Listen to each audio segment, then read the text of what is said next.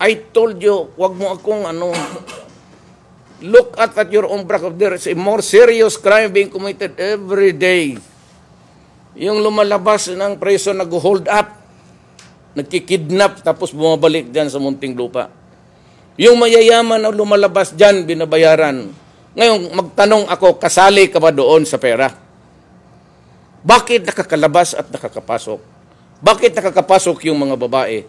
Bakit nakakapasok yung magagandang pagkain? Bakit nakakapasok yung baril? Bakit sila nakakaluto ng shabu dyan? You answer for that to the nation. Huwag mong sabihin, nagpa-raid-raid ko lang. No. Iyong bureau yan. Nandoon ako sa Mindoro, lumabas yung sablayan. Ang iyong penal colony guard, nagbibenta ng shabu, kasali yung preso sa labas.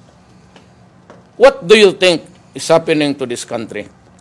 I'm the only local official openly talking against drugs. You have the goal to just say now, pinapatay ko yung mga kriminal. Anong ginawa mo sa mga kriminal dito sa Pilipinas? Answer me. Ikaw, abogado ka. You arrested President Arroyo without a warrant of arrest, without a whole departure order.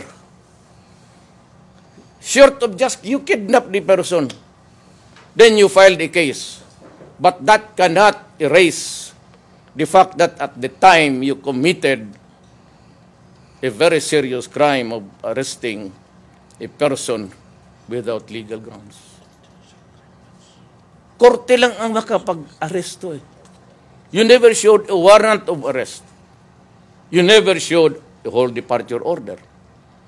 Pilipino tayo. Akala ko ba you're talking about democracy? You must account for the sins in public because you're running for senator. And I will go personal sa iyo, sa buhay mo.